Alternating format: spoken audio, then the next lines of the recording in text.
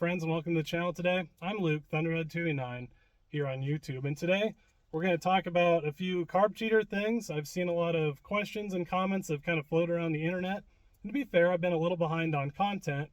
I don't want to make you sit through an hour-long video, so I try and break it up into parts and pieces, and I'm a little behind because I work every day, and the only time I have is the weekend, and I got plenty to do around the property here too.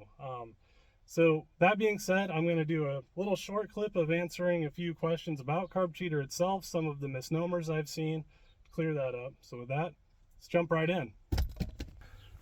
So the number one thing that's shrouded mystery with the Carb Cheater is how it's actually working. Now, contrary to popular belief, the auto-tune feature is just a small piece of Carb Cheater, but that's the one that everyone seems to like to talk about, so I'm going to address some of that here today.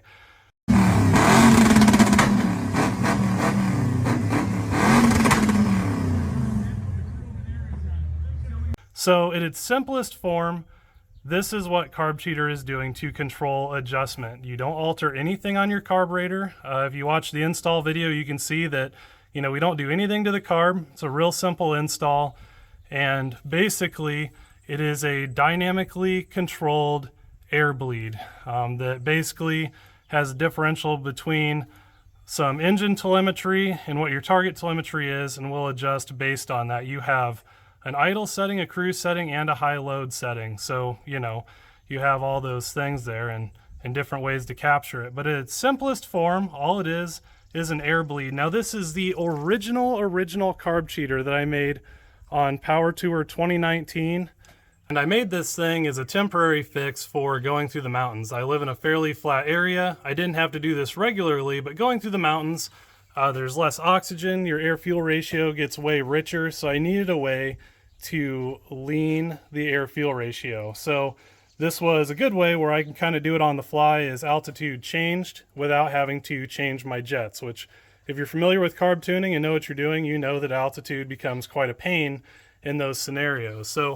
But the drawbacks to this are, you cannot run this fast enough when you go from idle to cruising, high load, It's really only acceptable for steady state, and then you're still going crazy with this needle valve to try and keep everything happy. But conceptually, it worked really well. And that's how we got to this point where we can do everything on the fly, and there's several thousand lines of code just dedicated to doing this well, and it's why it can do it, so much faster than you could ever do it with your finger here trying to keep up. But I've really tried to push that Carb Cheater is not a band-aid for you not wanting to learn how to tune. It's supposed to be a tuning tool to help you understand the dynamics of tuning, and then the auto-tune feature is just a small piece that handles the inherent variability from day-to-day driving. And if you think that doesn't exist, go ahead and put a wideband in your car and drive around. And I assure you, you'll definitely know what I'm talking about after that. Now, there's one camp of people that are particularly hard on this product, which, it's kind of sad because they're my type of people, the folks that I was hoping would look at this and be like, this is great, this is going to keep people into carb tuning. It's the folks that spend a lot of time tuning, they like simplicity, they understand tuning, and they're just really about this stuff, and so am I, and I'm trying to help people get into this thing here, and I understand the whole point of learn to tune a carb. Again, put a wideband in, you'll see what I'm talking about with all this stuff. There is a wideband built into Carb Cheater, by the way.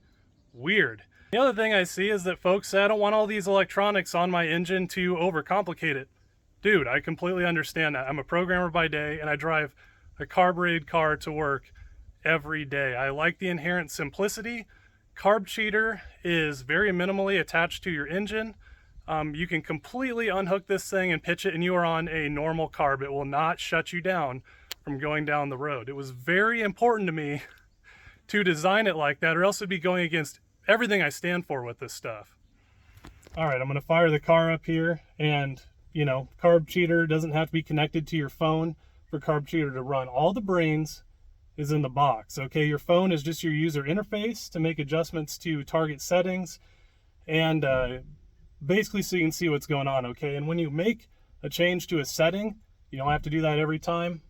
That is hard written to a variable where you can take Carb Cheater out, completely unhook your battery, you plug that thing back in 30 years, and that last setting you told it is still going to be there. But anyway, we'll just screw around with this thing here.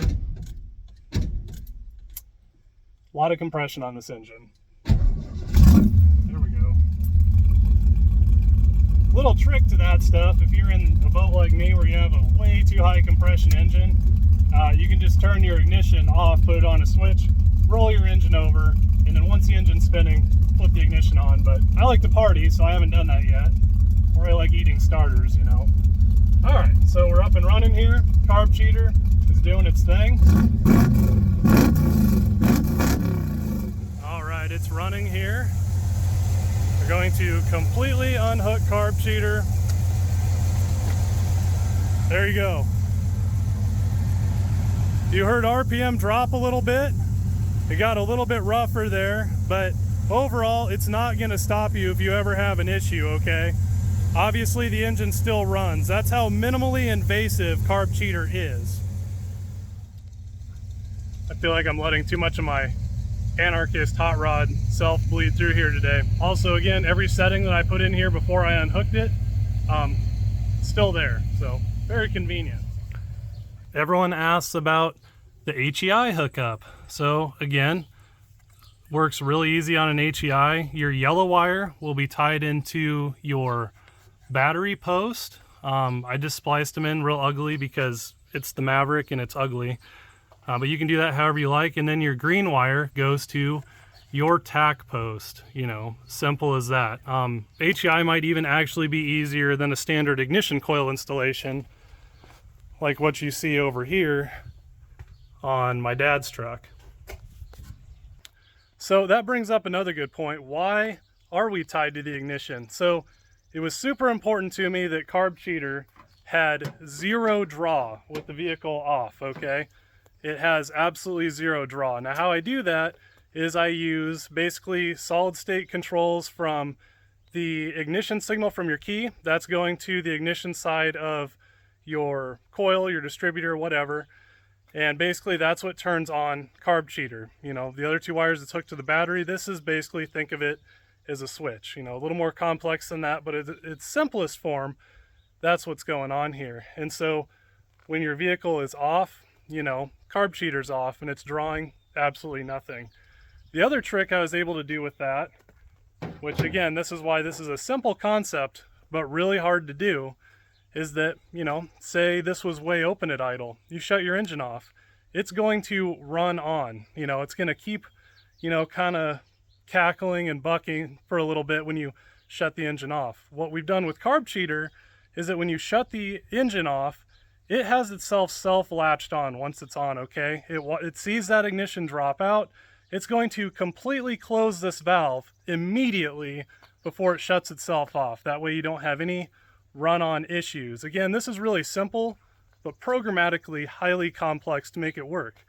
And that's probably why no one did it back in the day, because everyone says, oh, feedback carburetors. Well, okay, that was back in the early 80s, and I want you to sit and think for 5 seconds about what a personal computer was in the 80s and how much firepower that had versus, you know, what you have in your cell phone today or microprocessors of today. You know, we're comparing apples to oranges here if we're doing that. You know, this is way more advanced than the type of tech they had in feedback carb days. So let's round this out here. You know, carb cheater can do a lot for you as long as you're willing to do something yourself. This isn't some magic box, and I'm not trying to pander it to you as that either. It's only going to be as good as you are. You have more telemetry in the palm of your hand than you've ever had before. All these companies try and tell you that you're not capable, carbs are bad, you can't do all this stuff. I'm here to tell you you can, and the 60,000 miles I put on the Maverick in the last 2 to 3 years can attest to that. So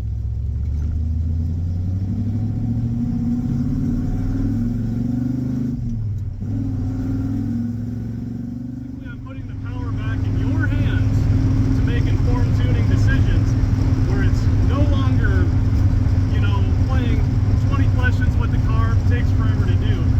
Fuel injection would have you believe that carburetors are this enigma, that they always lose their tune. The fact of the matter is, if you install an aftermarket fuel injection kit, you spend $2,000 or more, and you still have to tune it. Why not just tune your carburetor on the front end and have a reliable, simple, and effective vehicle with a lot less to fail, really? And I'll show you auto tune in action here. Right now we're 14.7, 14.5 to 15. And Carb Cheater is at like, I don't know, half adjustment. Now, when I drive in the morning, Carb Cheater's at 0 adjustment, and we're right around that 14.5. It's a lot cooler in the morning at 5, 6 a.m. than it is right now, where it's like 80 degrees outside. Colder air is denser air.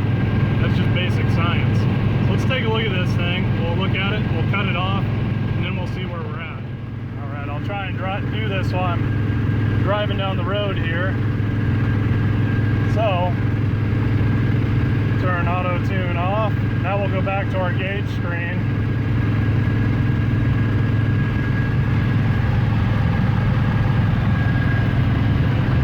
There we go. We're in the mid 13s now, low 14s. It just goes to show how much just a change in the environment affects air fuel ratio. So as you can see with Carb Cheater doing its thing, cruising down the road here, you know, if it's 50 degrees out, 80 degrees out, cruising AFR is largely going to be the same, which is really nice for consistency and efficiency, keeping your engine in good shape, oil keeping clean, you know, all good things. Man, I love a good manual car. Definitely not an automatic guy.